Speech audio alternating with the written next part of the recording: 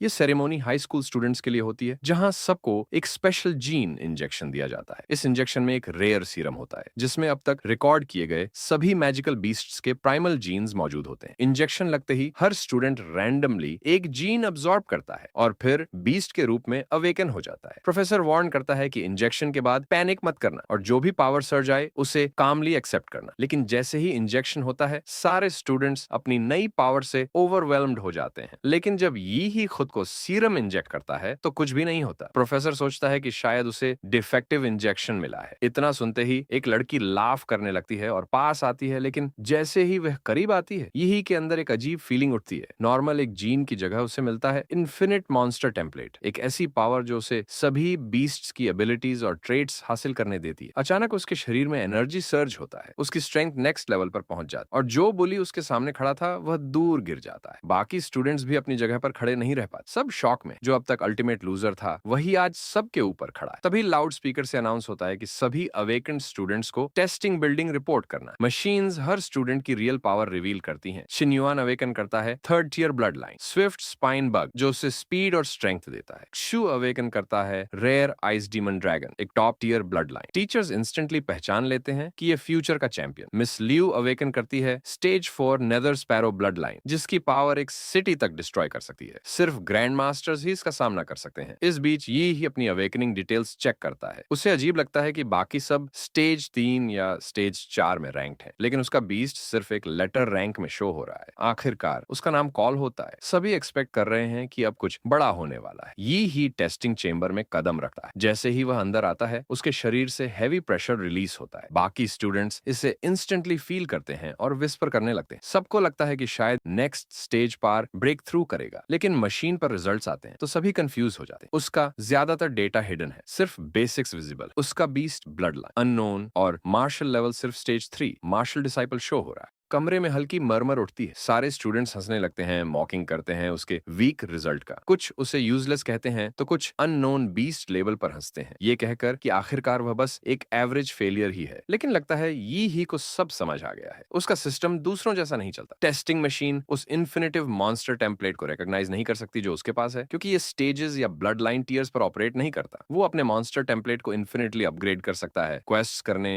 या रेपुटेशन बढ़ाने से, और ये सब स्टैंडर्ड क्लासिफिकेशन के बाहर है। यही कारण है कि ये ही मुस्कुराता है। उसकी पावर वीक नहीं है, बस अलग है, और जैसे ही सही कंडीशंस पूरी होंगी, वह मॉन्स्टर टेम्पलेट्स बिना लिमिट के ड्रॉ कर सकेगा। मतलब एंडलेस ग्रोथ। अगर वह सही तरीके से खेलता है तो वो सबके ऊपर उठ सकता है और बन सकता है किंग ऑफ मॉन्स्टर। कुछ दिन बाद यही रिक्वेस्ट करता है कि उसे घर से पढ़ाई करने दिया जाए। टीचर थोड़ा फ्राउन करता है, क्लियरली स्केप्टिकल। उसे लगता है कि शायद ये ही सिर्फ एक एक्सक्यूज ढूंढ रहा है स्लैक करने के लिए, लेकिन ये ही आर्ग्यू करता है कि वह स्ट्रॉन्गर बनना चाहता है और फाइनली बेहतर करना चाहता है। वो जानता है कि वह दूसरों से बहुत पीछे है, इसीलिए उसे एक्स्ट्रा टाइम और फोकस ट्रेनिंग चाहिए कैचअप करने के लिए। टीचर वार्न करता है कि भले ही उसके पास अवेकेंड पावर्स हैं, बिना सॉलिड फंडामेंटल्स के एंट्रेंस एग्जाम पास नहीं कर पाएगा। वो सजेस्ट करता है कि साल रिपीट करे और नेक्स्ट टाइम ट्राई करे, इंस्टेड ऑफ खुद को फेलियर के लिए सेट करना। लेकिन यही बैक डाउन नहीं होता। स्पार्कलिंग आईज के साथ वह प्ली करता है और स्वेयर करता है कि उसका ब्लड लाइन उसे पुश थ्रू करने की कैपेबिलिटी देता है। उसका बस एक ही रिक्वेस्ट है, प्रूव करने का चांस। आखिरकार उसके सिंसेरिटी ने डाउट को तोड़ दिया और ओल्ड मैन उसकी रिक्वेस्ट अप्रूव कर देता है, लेकिन वार्न करता है कि होप्स ज्यादा मत लगाना। यही स्कूल छोड़ता है और सीधे अनशंग वॉरियर सेंटर की ओर जाता है। चलते हुए वह बताता है कि उसके पास स्टार्टिंग फंड्स में ओवर $1 मिलियन है। एक्सीडेंट के बाद इंश्योरेंस पे आउट और फैमिली होम का मॉर्गेज उसे वह कैपिटल दे चुका है जिसकी उसे जरूरत थी। अब उसके सामने दो क्लियर ऑप्शंस हैं, ट्रेन लाइक ए वॉरियर या कोई तरीका ढूंढे कि डेमोरा टेम्पलेट के साथ उसकी कंपेटिबिलिटी बढ़े। तभी उसकी नजर कुछ पर पड़ती है। सिस्टम दिखाता है कि डेमोरा के पास 3 कंपेटिबिलिटी पॉइंट्स हैं जो स्टैंडर्ड टेम्पलेट से 2 ज्यादा है। ये डिटेल उसके ध्यान को खींच लेती है। वो हर पॉसिबिलिटी सोचता है और एक कंक्लूजन पर पहुंचता है। जो जीन सेरम उसे पहले मिला था, उसने समहाउ उसका टेम्पलेट बूस्ट कर दिया और 2 एक्स्ट्रा कंपैटिबिलिटी पॉइंट्स दे दिए। ये सब कुछ बदल देता है। अगर सीरम्स उसके टेम्पलेट की कंपैटिबिलिटी बढ़ा सकते हैं, तो शायद वॉरियर ट्रेनिंग से ज्यादा फायदा सीरम्स पर फोकस करने में है। ये रास्ता फास्टर, क्लीनर और किसी ऐसे व्यक्ति के लिए परफेक्ट है जिसके पास इन्फिनिट मॉन्स्टर टेम्पलेट है। ये रियलाइजेशन पाकर ये सीधे फैसिलिटी की ओर जाता है ताकि एक जीन एनहेंसमेंट सेरम खरीदे। वो अपने स्टूडेंट आईडी कार्ड को स्कैन करता है और अंदर कदम रखता है। जैसे ही वो अंदर जाता है, उसकी नजर कुछ पर पड़ती है। रूम फुल है स्ट्रॉन्ग इंडिविजुअल्स से। हर कोई सराउंडेड है एक डार्क हेवी ऑरा से। ये वही एको है जो उनके फ्यूज्ड बीस्ट्स इसने छोड़ा है। ये सब अवेकेंड वॉरियर्स हैं और ये इसे क्लियरली फील कर सकता है। हर किसी ने पहले ही अपनी ब्लड लाइन अनलॉक कर ली। यही ने जब मैड फ्लेम डिमोरा टेम्पलेट अवेकन किया था, उसे मिली एक special ability, live magnetic field. ये डिमोरा की पावर है जो उसे लिविंग बीइंग सेंस करने और उनके अंदर एनर्जी फ्लो डिटेक्ट करने देती है। अब यही क्लियरली फील कर सकता है हीट और प्रेशर जो हर अवेकेंड वॉरियर से निकल रही। उसका ब्लड बॉयल मैड फ्लेम। डिमोरा है किंग ऑफ बीस्ट्स और इस वजह से यही के अंदर भी है एक इनसेशिएबल हंगर सबको हराने और दुनिया कॉन्कर करने की। भले ही ये जानता है कि अभी वह वीक है, लेकिन ये इंस्टिंक्ट इतना डीप है कि इग्नोर नहीं कर सकता। एक दिन वह प्लान करता है कि सबके ऊपर खड़ा होगा। तभी किसी ने उसके शोल्डर पर टैप किया, उसे सरप्राइज करते हुए। पीछे खड़ी है एक स्टाइलिश वुमन। टीजिंगली कहती है कि इतना ओपनली लोगों को स्टेयर मत करो। यह जल्दी से अपोलोजाइज करता है। वुमन वेव करके कहती है कि नए अवेकन्ड लोग अक्सर कंट्रोल खो देते हैं, ये नॉर्मल है। वो पूछता है कि क्या वह उसे जीन मेडिसिन ढूंढने में मदद कर सकती है। वो कंफर्म करती है और समझाती है कि जीन मेडिसिन इफेक्टिव है लेकिन बहुत एक्सपेंसिव भी, और धीरे धीरे बॉडी रेजिस्टेंस बिल्ड कर लेती है जिससे फ्यूचर डोसेज कम यूजफुल हो जाते हैं। उसकी एडवाइस क्लियर है, यूज करना सिर्फ तब जब ट्रेनिंग बॉटलनेक पर पहुंच जाए और नॉर्मल मेथड्स आगे नहीं बढ़ा पा रहे। ये पूछता है कि कॉस्ट कितनी है। वुमन बताती है कि उसके करंट लेवल पर सिर्फ बिगिनर पोर्शंस काम करेंगे और हर एक की कीमत है लगभग 4 लाख युएन। ये नंबर सुनकर यह शॉक में पड़ जाता है। इतना सब होने के बावजूद उसके पास 5 डोसेस अफोर्ड करने के पैसे नहीं है। वो डिस्काउंट मांगता है, लेकिन वुमन लाफ करती है और बिजनेस कार्ड हाथ में दे दिया। एक वेटरन वॉरियर के तौर पर वह बताती है कि उसके नाम का यूज करके रेफरल डिस्काउंट मिल सकता है। यह हाथ हिलाकर गुड बाय कहता है और मुस्कुराते हुए उसकी मदद के लिए धन्यवाद देता है। वो भी मुस्कुराती है और लक विश करती है। पास ही से किसी की नजरें साइलेंटली यही पर टिकी होती हैं। उनकी ग्लोइंग ब्लू आईज तैयार हैं अगले मूव के लिए। पहले वह अपने पास बचे सारे पैसे रिसीव करता है, फिर वॉरियर्स वेपन शॉप जाता है। सभी वेपन्स बेहद एक्सपेंसिव हैं, लेकिन चॉइस का सवाल ही नहीं है। लंबे खर्चे वाले दिन के बाद वह फाइनली खुद को सारे खरीदे हुए सीरम्स इंजेक्ट करता है। जैसे ही इफेक्ट शुरू होते हैं, उसके स्टैट्स धीरे धीरे स्पाइक होने लगे। एक एक करके वैल्यूज बढ़ती हैं। म्यूटेशन उसके बॉडी को लिमिट तक पुश करता है। हर मसल बर्निंग जैसा महसूस होता है, लेकिन आखिरकार वह फाइनली लेवल्ड अप होता है। ये सोचकर उसके चेहरे पर खुशी आ जाती है। पहली बार वह जेन्युइनली बिलीव करता है कि उसके पास एग्जाम डोमिनेट करने का चांस है। चीट जैसी एबिलिटी भी तब तक यूजलेस है जब तक वो सच में वर्ल्ड के जीनियसेस को पार नहीं कर पाए। अपने रैंक्स और आगे बढ़ाने के लिए वह सीक्रेट रियल्म्स पर फोकस करता है। ये अदर वर्ल्डली जोन डेंजर के हिसाब से रैंक किए गए हैं, ई क्लास से लेकर कैटास्ट्रोफिक एस क्लास तक। एस क्लास रियल्म्स में इतने पावरफुल बीस्ट्स हैं कि अगर कभी ये एस्केप कर जाए तो पूरी दुनिया सर्वाइव नहीं कर पाएगी। आज वाहे आता है अनसेइंग नंबर 3, एक ई लेवल सीक्रेट रियलम जो रूकीज के लिए रिजर्व है। वो काउंटर पर जाता है, अपनी एंट्री बुक करता है और स्टैंडर्ड डेथ फाइवर साइन करता है। कुछ ही पल बाद वह रियलम के ग्लोइंग पोर्टल के सामने खड़ा होता है और अपनी एम्बिशन लॉक करता है। वो बनना चाहता है किंग ऑफ बीस्ट्स। इसके साथ ही वह रिफ्ट में चार्ज करता है, सीधे पल्सिंग एनर्जी में डाइव करता है। पोर्टल के दूसरी तरफ यही हीरो की तरह लैंड करता है। रियल्म एंडलेसली स्ट्रेच करता है, स्कैटर्ड अक्रॉस स्टार्स ऑफ किंगलुन, अनवे और ताइजीन। उसने ऐसे प्लेसेस पहले पढ़े थे, लेकिन खुद देखना कुछ और ही एक्सपीरियंस है, ब्रेथ टेकिंग। जैसे ही वह लैंडस्केप एडमायर करता है, पीछे से एक रेड क्रीचर उसे ऑब्जर्व कर रही होती है। वो एक ब्लेड फैंग रैबिट है, ग्रास में क्राउच करता है। जैब वो उसे अटैक करने लंजेस करती है, यही फ्लिंच नहीं करता और उसे मिड एयर पकड़कर जमीन पर स्लैम कर देता है। असल में यही ने इसे मूव करने से पहले ही सेंस कर लिया। ये पावर है उसकी लाइफ मैग्नेटिक फील्ड, डिमोरा की स्पेशल सेंसरी एबिलिटी। क्रीचर को क्रश करके वह बीस्ट को फिनिश कर देता है। यह ने अभी अभी मारे गए रैबिट का मैजिक कोर चेक किया और एस्टिमेट लगाया कि इसकी वैल्यू लगभग 1001 है। कुछ ही सेकंड की मेहनत में ये उन लोगों की वीकली इनकम से ज्यादा है, लेकिन उसे पता है ये पेस उसे बहुत आगे नहीं ले जाएगा। लो लेवल कोर्स अब काम नहीं आएंगे, अब समय है कुछ स्ट्रॉन्गर हंट करने का। तभी अचानक उसकी राह में एक मैसिव फिगर प्रकट होता है। ये है एक second rank demon corpse bug, बिल्कुल वही ओपोनेंट जिसके लिए वह यहाँ आया था। ये ही अपनी ब्लेड ग्रिप करता है और फाइट के लिए रेडी हो जाता है। मेमोरी से मॉन्स्टर इंसाइक्लोपीडिया के डिटेल्स याद करता है और टारगेट करता है बीस्ट का वीक पॉइंट, उसका soft abdomen. Demon corpse bug retaliate करता है और एक स्वर्लिंग ब्लास्ट ऑफ एनर्जी फेंकता है। यही अपनी स्ट्रेंथ गैदर करता है और एक full power hyper beam monster की दिशा में लॉन्च करता है। डस्ट सेटल होने से पहले शैडोज से एक और बीस्ट इमर्ज होता है। ये क्रीचर अपने माउथ से स्पिनिंग पर्पल प्रोजेक्टाइल्स अनलीश करता है। यही की आईज वाइडन हो जाती क्योंकि वह समझ जाता है कि उसके मैंडिबल्स डेडली रेंज्ड अटैक्स के लिए बनाए गए। एक प्रोजेक्टाइल उसके शरीर से टकराता है और वह पीछे क्रैश कर जाता है। वो अपनी टीथ ग्रिट करता है, डैमेज और रूइंड आउटफिट देखकर फ्रस्ट्रेटेड होता है। क्लियरली उसकी मार्शल स्किल्स अभी इस लेवल की बीस्ट के साथ कीप अप करने के लिए पर्याप्त नहीं है। वो ब्लेम करता है ओरिजिनल बॉडी की वीक फाउंडेशन को, एकेडमिक और मार्शल दोनों, जो क्रिटिकल मोमेंट्स में उसे होल्ड बैक करती। कोई और ऑप्शन नहीं बचा, इसलिए वह एक्टिवेट करता है mad flame Demora bloodline. Emperor demon, उसका शरीर एनर्जी से इग्नाइट होता है और स्ट्रेंथ जंप करता है 15 से 21 तक। पावर उसके लिम्ब से सर्ज करती है, जबकि डीमन बग रेज में रोर करता है और फिर से चार्ज करने की तैयारी करता है। मॉन्स्टर वाइड जॉज के साथ लंजेस करता है। यही लो ड्रॉप करता है, एनर्जी से चार्ज्ड क्लॉज लेकर एनिमी की ओर डाइव करता है। वो बीस्ट लाइक फोर्स से स्ट्राइक करता है और क्लीन मोशन में second tier demon corpse bug को फिनिश कर देता है। हीट अभी भी रेडिएट कर रही है और ये हीट डैमेज इंस्पेक्ट करता है। वेनम पहले ही उसके वेपन को करोड कर चुका है। वो धीरे से मटर करता है कि सोर्ड पूरी तरह स्कैम है। लो रेजिस्टेंस देखकर अनॉयड, तभी उसके पेट में टाइटनेस होती है, हंगर, और कन्वीनियंटली हवा में कुछ एपेटाइजिंग स्मेल आता है। ये ही उस दिशा की ओर टर्न करता है और उसकी आईज पड़ती हैं एक ग्रीन ग्रे मैजिक कोर पर, जो सरप्राइजिंगली रिच अरोमा इमिट कर रहा है। ये वही मैजिक कोर वर्ड है जो मॉन्स्टर उसने अभी मारा। रिस्क्स के बावजूद वह प्रोसीड करता है और स्टोन कंज्यूम कर लेता है।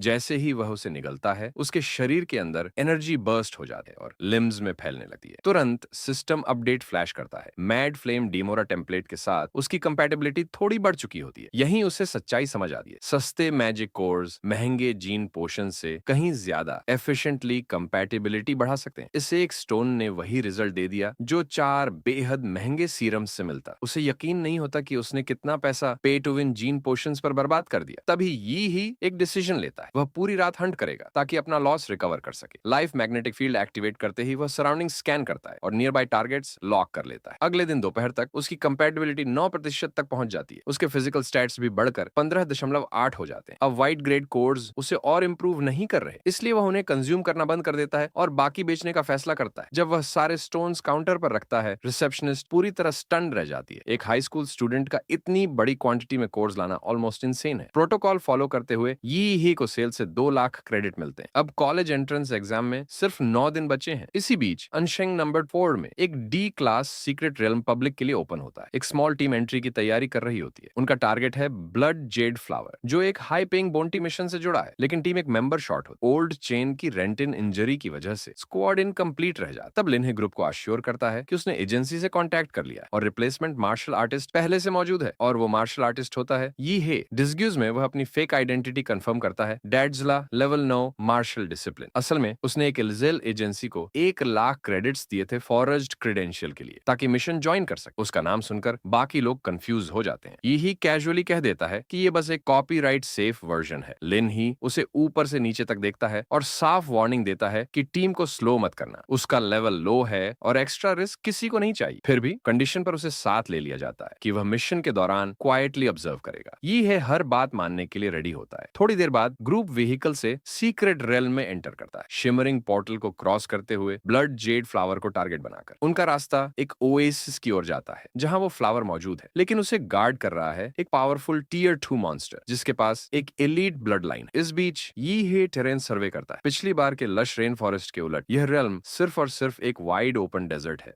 बिना किसी वार्निंग के रेत के नीचे से अर्थ डीमन रैट्स का एक स्वार्म बाहर फूट पड़ता है और टीम का पीछा करने लगता है। कैप्टन तुरंत रिएक्ट करता है और चिल्लाकर हुड को संभालने के लिए कहता है। बिना एक शब्द बोले हुड अपनी ब्लेड्स रेडी कर लेता है। जैसे ही रैट्स पास आते हैं, hood massive blooded weapons unleash करता है। रूथलेस प्रिसीजन के साथ वह अटैकर्स को काटता चला जाता है। एक के बाद एक रैट्स मिड चेस श्रेड हो जाते हैं और डस्ट में एक्सप्लोड हो जाते हैं, जबकि व्हीकल डेजर्ट के बीच फुल स्पीड से निकल जाता है। सब खत्म होते ही हुड काल्मली कंफर्म करता है कि थ्रेट हैंडल हो चुका है। अपनी सीट से ही ये सब ऑब्जर्व करता है। वह साइलेंटली नोट करता है कि हुड का कॉम्बैट स्टाइल कितना एफिशिएंट और ब्रूटल है। दूर तक फैला डिजर्ट ग्लोइंग प्लैनेट्स से भरे स्काई के नीचे चमक रहा होता है। बीच में एक ग्रीन ओएसिस दिखता है जो क्लियरली ब्लड जेड फ्लावर की लोकेशन मार्क करता है। जलते हुए आसमान के नीचे टीम पैदल आगे बढ़ती है। यही सोचता है कि व्हीकल से आगे क्यों नहीं बढ़ रहे। टैब लिनी रीजन क्लियर करती है, अगर और पास गए तो engine noise near by monsters को अट्रैक्ट कर लेगी। अब से मूवमेंट कंप्लीटली साइलेंट रखी जाती है। चलते चलते रोल्स असाइन होते हैं। शॉक्स या स्टन ग्रेनेड यूज करेगी, जबकि वू और हुड ट्रैप्स सेट करेंगे। ओल्ड लू कवर फायर संभालेगा और लीन ही फ्रंट लाइन असॉल्ट लीड करेगा। जहां तक ये है की बात है, उसे पीछे रहकर ऑब्जर्व करने को कहा जाता है। वो क्वाइटली अग्री करता है और सीन सिंपल रखता है। आखिरकार प्लान एग्जीक्यूट होता है। स्टन ग्रेनेड डेटोनेट होती है और फेरोमोन्स का क्लाउड रिलीज होता है जो मॉन्स्टर्स को अट्रैक्ट करने लगता है। सिग्नल मिलते ही स्मोक के अंदर से एक पावरफुल टियर 2 अर्थ ड्रैगन चार्ज करता हुआ बाहर आता है। लिन ही फॉरवर्ड बढ़ता है और एक पावरफुल सोर्ड स्लैश ड्रैगन के बॉडी में उतार उतार देता है। बीस्ट हेड लूज करते ही क्रैश हो जाता है। टीम चीयर करने लगती है। लिन ही को विन के लिए प्रेज मिले। क्लियर लगते ही वह बिना डिले आगे बढ़ने का फैसला करता है, लेकिन तभी अचानक ऊपर से अर्थ ड्रैगन का क्लॉ नीचे आता है। कैटास्ट्रोफी होने से पहले ही एक्शन में कूद पड़ता है। वो लाइटनिंग फास्ट मूव करता है और बीस्ट के बॉडी में एक हैवी एनर्जी पंच मार देता है। इम्पैक्ट इतना वायलेंट होता है कि जमीन हिल जाती है। बाकी सब लोग प्योर ऑ में खड़े रह जाते हैं। किसी ने सोचा भी नहीं था कि एक मार्शल नॉविस सिंगल स्ट्राइक में टियर 2 मॉन्स्टर को जमीन पर पटक सकता है। टीम इस विक्ट्री को सेलिब्रेट करती है और चैंपियन की तारीफ करती है, जबकि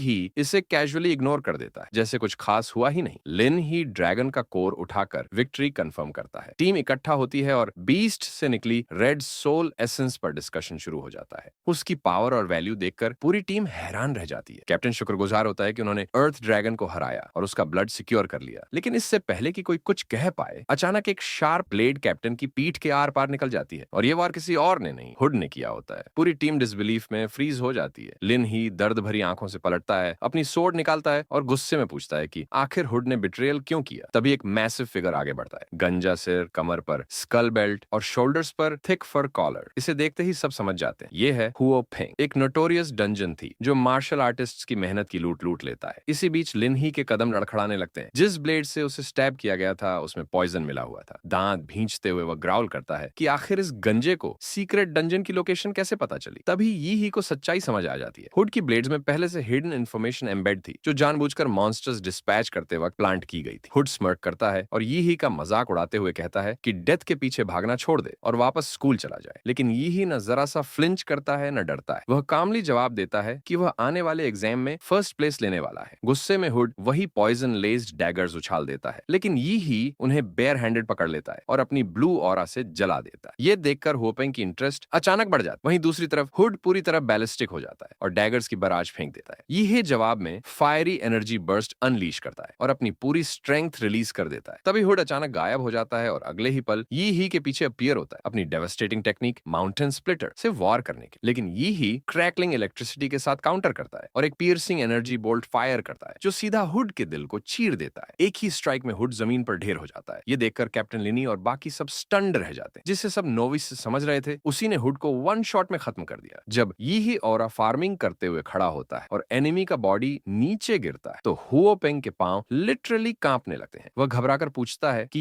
ही आखिर किस पावरफुल फैमिली से आता है। उसके लिए अब कोई डाउट नहीं बचता, वह इस जीन टेक्निक को पहचान चुका है। यह ठंडे अंदाज में जवाब देता है कि वह डिमोरा क्लैन से है और साथ ही हुओ पेंग की बढ़ती डेस्परेशन पर एक शार्प रिमार्क भी फेंक देता है। दुश्मन दहाड़ते हुए अपनी डोमिनेंस दिखाता है और अपनी ह्यूमन फॉर्म छोड़ देता है। वह अपनी ब्लड लाइन ट्रांसफॉर्मेशन एक्टिवेट कर चुका है। टायरेंट टेरर ब्लैक बेयर का खौफनाक रूप, उसके मसल्स फूल जाते हैं और पूरा शरीर म्यूटेट होकर एक टावरिंग बीस्ट में बदल जाता है। पीक शेकर मार्शल टेक्निक का इस्तेमाल करते हुए वह सीधा चार्ज करता है। यह पहले वार करता है, नीचे की तरफ एम करके। उसका हमला बीस्ट की टांगों पर जोर से लगता है, लेकिन होपेंग पलट कर एक स्पिन पंच मारता है। उसका मैसिव पॉ जमीन पर गिरता है और चारों तरफ डेब्री उड़ जाता है। अब इस बस्टर्ड के साथ टाइम वेस्ट करने का कोई मतलब नहीं था। यह फैसला करता है कि अब इसे यहीं खत्म करना है। वह अपनी पूरी पावर एक ही स्ट्राइक में डाल देता है, core fused mountain crushing fist. ये टेक्निक उसे लगातार डेवास्टेटिंग ब्लोज अनलीश करने देती है, इतने जोरदार कि दुश्मन फाइट करने की हालत में ही नहीं रहता। दूर खड़े टीममेट्स बस देखते रह जाते हैं। जो उन्होंने अभी देखा उसे प्रोसेस करना भी मुश्किल हो जाता है। जिसे सब मार्शल नॉविस समझ रहे थे, उसी ने एक फुल फ्लेज्ड पावर हाउस को गिरा दिया था। घायल पड़ा बास्टर्ड आखिरी कर्ज बकता है। वह यह की जीन टेक्निक को डिस्पिकेबल कहता है और कसम खाता है कि उसे समडे सजा जरूर मिलेगी, लेकिन यह किसी शब्द से जवाब नहीं देता। उसकी ब्लेजिंग ब्लू फिस्ट ही इस गाय को चुप कराने के लिए काफी होती है। इसके बाद सीन शिफ्ट होता है एन सिटी के सेंट्रल स्टेडियम में, जहां मैसिव मार्शल आर्ट्स टूर्नामेंट शुरू हो चुका है। हर तरफ चीयर्स गूंज रही हैं, फ्लैग्स लहरा रहे हैं और लाइट्स चमक रही हैं। इस साल का एंट्रेंस एग्जाम नॉकआउट फॉर्मेट में हो रहा है। स्टूडेंट्स को पेयर किया गया है और जो ऑडिशन राउंड्स में लगातार 3 मैच जीतेंगे वही फाइनल के लिए क्वालिफाई करेंगे। ब्रैकेट के टॉप पर इंतजार कर रहा है हाईएस्ट स्कोर का टाइटल। ब्रॉडकास्ट बूथ से एनकॉन्सर क्राउड को हाइप करता है और याद दिलाता है कि ये स्टूडेंट्स ह्यूमैनिटी की फ्यूचर सर्वाइवल का सिंबल है। यहाँ हर पंच सिर्फ एम्बिशन नहीं बल्कि फ्यूचर के लिए लड़ा जा रहा है। हाई लेवल एंट्रेंस एग्जाम्स पूरी इंटेंसिटी के साथ शुरू हो चुके हैं। स्टेडियम के हर अरीना में फाइट्स एक्सप्लोड कर रही हैं। अरीना 1 में बैटल एनर्जी और प्रिसीजन स्ट्राइक्स टकरा रहे। अरीना 4 में एक और फियर्स ड्यूअल चल रहा है, रुकने का नाम नहीं। फिर अटेंशन जाती है अरीना 6 पर। वहां प्लेटफॉर्म पर सिर्फ एक पार्टिसिपेंट खड़ी, उसका नाम है हुआंग और वो अपने ओपोनेंट का इंतजार कर रही। कमेंटेटर ऑडियंस को अपडेट करता है कि हुआंग तो पहुंच चुकी है, लेकिन उसका ओपोनेंट यीहा अनशेंग मिडिल स्कूल से अब तक मिसिंग। अगर वह नहीं आया तो मैच फॉरफिट में खत्म हो सकता है। इस बीच हुआंग का गुस्सा और भड़क उठता है। उसे पिछली ह्यूमिलिएशन याद आ जाती है। उसने इस दिन के लिए कड़ी ट्रेनिंग ट्रेनिंग की थी अपनी फियर्स फायर लिजर्ड के साथ रिवेंज लेने के लिए, लेकिन एक बार फिर जिस इंसान से वह लड़ना चाहती थी वह सामने आया ही नहीं। स्टैंड्स में बैठे स्टूडेंट्स और स्पेक्टेटर्स यीहा का मजाक उड़ाने लगते हैं, उसे कावर्ड कहकर टॉन्ट करते हैं क्योंकि वह मैच के लिए शो अप नहीं हुआ। रेफरी अपना हाथ उठाता है और फॉरफिट कंफर्म करने ही वाला होता है। तभी सब नोटिस करते हैं कि आसमान में कुछ गड़बड़ हो रही। अचानक बादलों को चीरती हुई ब्लू लाइट की एक लकीर नीचे गिरती है और अगली ही पल धड़ाम हमारा लड़का आसमान से मीटियोर की तरह गिरता है और सीधे अरीना के फ्लोर पर क्रैश करता है। जमीन कांप उठती है, चारों तरफ डस्ट और डिब्री उड़ जाते हैं। हुआंग झटका खाकर पीछे हट जाती है, बैलेंस तक खो बैठती है। उसे समझ ही नहीं आता कि अभी हुआ क्या है। धुएं के बीच से यीहा बिना रुके एक्शन में कूद पड़ता है। एक ही झटके में वह अपनी टांग घुमाता है और ओवरवेलमिंग फोर्स के साथ हुआंग के चेहरे पर किक मार देता है। वो सिंगल किक उसे हवा में उछाल देती है और प्लेटफॉर्म के दूसरी तरफ फेंक देती है। ओपोनेंट को गिराने के बाद मेरा बंडा पूरे चिल मूड में एक्स्ट्रा ऑरा फार्मिंग करता है, जैसे कुछ हुआ ही ना हो। हुआंग जमीन पर पड़ी रहती है और अनाउंसर आवाज लगाता है, विनर यीहा। पूरा स्टेडियम एक्सप्लोड हो जाता है चीयर्स में। क्राउड उसकी ताकत की तारीफ करता है और उस लेजेंडरी स्काई किक को सल्यूट करता है जिसने मैच वहीं खत्म कर दिया। वैसे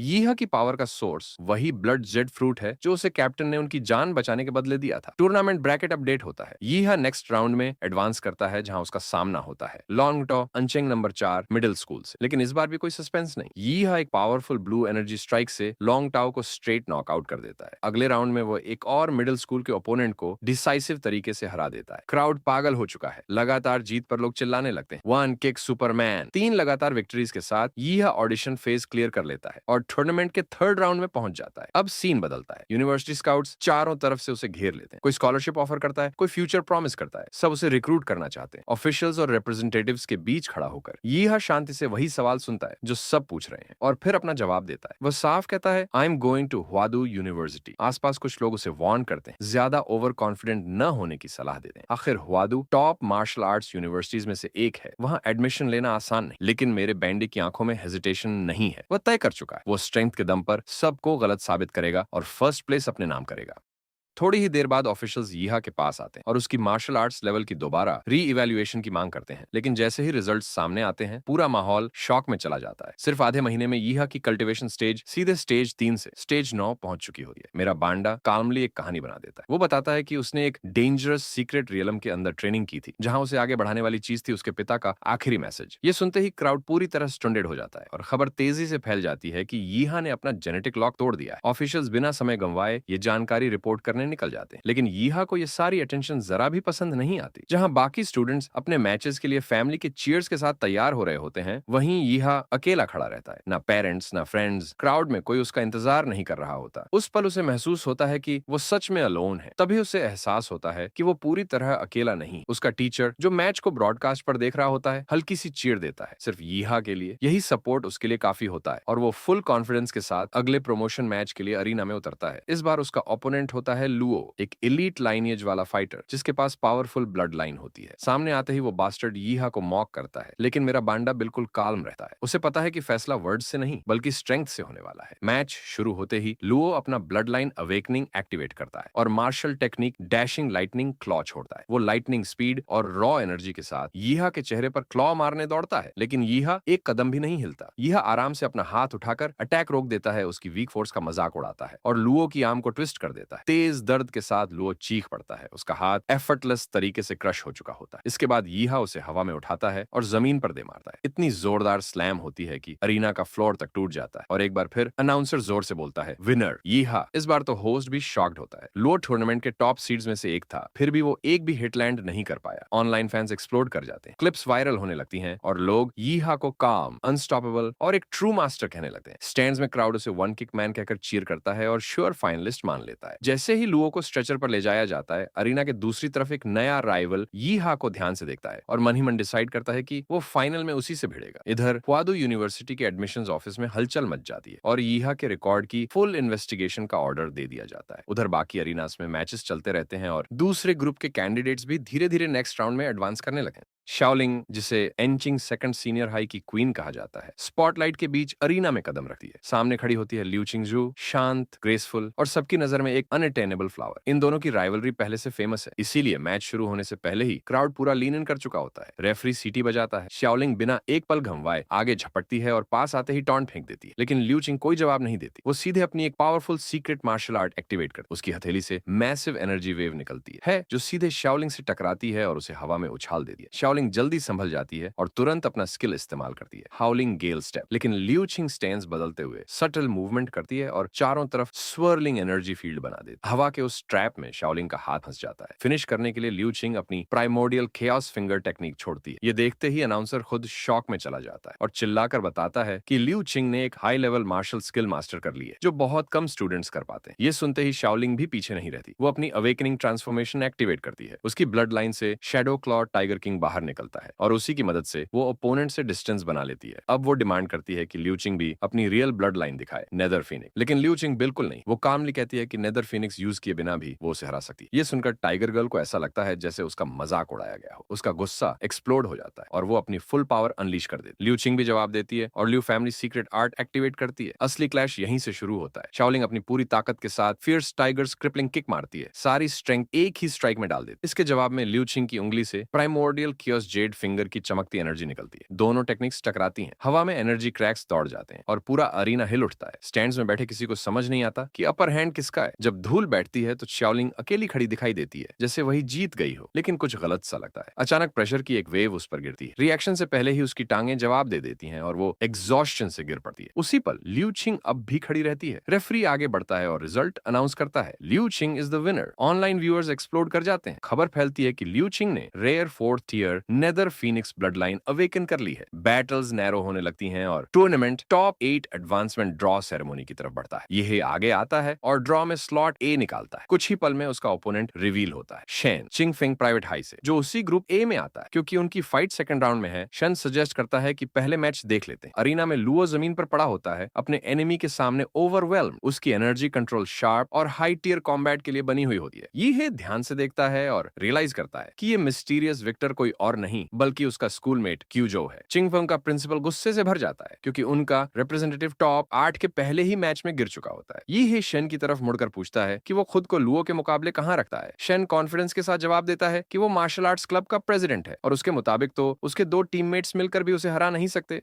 शन खुद मान लेता है कि इस साल के एंट्रेंस एग्जाम में उसके लिए असली थ्रेट कोई और नहीं बल्कि यही है। वो उसे एक डोरमेंट वॉल्केनो बताता है जो ऊपर से शांत दिखता है लेकिन अंदर एक भयानक बीस्ट छुपा हुआ है। बात करने का वक्त खत्म हो चुका होता है और शन इशारे से बता देता है कि अब उनकी बारी। टॉप 8 एडवांसमेंट टूर्नामेंट का दूसरा मैच शुरू होता है। यही बैटलफील्ड पर शन के सामने खड़ा होता है और अनाउंसर राउंड स्टार्ट होने की घोषणा करता है। अगले ही पल दोनों टकराते हैं, उनकी ताकतें बराबरी से भिड़ती हैं। पूरा क्राउड चुप हो जाता है। एक्सप्लोसिव बैक एंड फोर्थ को देखते हुए मेरा बैंडा बिल्कुल स्लो नहीं खेल रहा बल्कि उसने शन की नाक से नोज ब्लीड तक निकाल दी है। अब शन भी सीरियस हो जाता है और अपने चारों तरफ एक सॉलिड मार्शल एनर्जी शील्ड बना लेता है। ही पूरा फोकस रखता है, शन की ताकत को समझते हुए आगे के डेंजर के लिए रेडी रहता है। तभी उसका ओपोनेंट अपनी क्लैन की ड्रैगन मार्शल आर्ट एक्टिवेट करता है और एक जलता हुआ बीस्ट समन करता है। वो बीस्ट दहाड़ते हुए आगे बढ़ता है और शन एक डेवास्टेटिंग अटैक छोड़ता है। ही को रिएक्ट करने तक का मौका नहीं मिलता और मिड एयर एक पावरफुल ब्लो उसे लग जाता है। जोर से टकराने पर वो खून उगलता है और पीछे की तरफ उछल जाता है। इम्पैक्ट इतना जबरदस्त होता है कि पूरा अरीना हिल उठता है। वो बास्टर्ड यही नहीं रुकता, शन फिर से यही को पकड़ता है और उस पर लगातार ब्रूटल असॉल्ट शुरू कर देता है। उस हालत में भी वो लड़ते लड़ते मजा ले रहा होता है, जैसे उसे पूरी सिचुएशन एंजॉय हो रही। स्टेज की हालत देखकर इमरजेंसी मेडिक्स दौड़ने लगे। सबको वर्स्ट केस का डर सताने लगता है। तभी अचानक हवा बदल जाती है। बैटलफील्ड के अंदर कुछ जाग उठता है। यही के शरीर से एक मैसिव ब्लू एनर्जी वेव फूट पड़ती है जो पूरे अरीना को हिला देती है। मेरा बांडा लगभग अपने मॉन्स्टर टेम्पलेट में ट्रांसफॉर्म हो चुका होता है। उसका शरीर लाइटनिंग और स्केल्स से ढक जाता है। उसकी ब्लड लाइन ट्रांसफॉर्मेशन पूरी हो चुकी है। कमेंटेटर पूरी तरह स्टन्ड होता है क्योंकि हाई स्कूल स्टूडेंट का ऐसा full beast transformation almost unheard of है। ट्रांसफॉर्म्ड ये भारी प्रेजेंस के साथ आगे बढ़ता है, प्योर पावर। उसी वक्त एक एल्डर एग्जामिनर कुछ और नोटिस करता है। ये की कोर एनर्जी बेकाबू होकर स्काई रॉकेटिंग करने लगती है। तुरंत एक डिफेंसिव बैरियर एक्टिवेट हो जाता है ताकि कोर रेडिएशन के एक्सप्लोजन को कंटेन किया जा सके। स्पेक्टेटर्स इस सीन को देखकर पागल हो चुके होते हैं। हैं। वाई हे की ब्लड लाइन अवेकनिंग वैसी होती है जैसी उन्होंने पहले कभी नहीं देखी। बीस्ट फॉर्म में वो हल्की सी स्मैक करता है। उसे पता है कि इस दुनिया में कोई नहीं समझ सकता कि वो अब क्या बन चुका है। अरीना के दूसरी तरफ शन फिर से ब्लीडिंग करने लगता है। यी हे की एनर्जी का प्रेशर इतना ज्यादा होता है कि उसका शरीर उसे झेल नहीं पाता। मजबूर होकर शन भी ट्रांसफॉर्म करता है। उसका बीस्ट फॉर्म गोल्डन एनर्जी में चमकता हुआ बाहर आता है और आसपास की हवा तक जलने लगती है। अब दोनों अपने अपने अल्टीमेट मार्शल आर्ट्स चार्ज करने लगते हैं, लेकिन यी ही पहले स्ट्राइक करता है। उसकी ब्लास्ट शन के हाथ को सीधा ओब्लिटरेट कर देती है। यहीं साफ हो जाता है कि विनर कौन, और यी ही चाहता है कि उसका ओपोनेंट ये बात खुद समझ ले। शन को एहसास हो जाता है कि अवेकनिंग के बाद यी ही की ताकत कंट्रोल से बाहर जा चुकी है, लेकिन मेरा बेंडा टाइम वेस्ट नहीं करता। वो फिर से डाइव करता है और रैपिड स्ट्राइक्स की बराज से शन को बिना रुके हैमर करता रहता है। दोनों कुछ पल और लड़ते हैं। शन पूरी कोशिश करता है कि अपर हैंड मिल जाए, लेकिन एक पॉइंट पर उसे ब्रूटल तरीके से समझ आ जाता है कि इस बीस्ट के सामने उसकी कोई चांस नहीं है। फाइनल ब्लो पड़ने से ठीक पहले शन फॉरफिट कर देता है। ये ही अंदर से डिसअपॉइंटेड है क्योंकि मैच असल में शुरू होने से पहले ही खत्म हो। फिर भी रिजल्ट क्लियर है। वाई हे को आधिकारिक तौर पर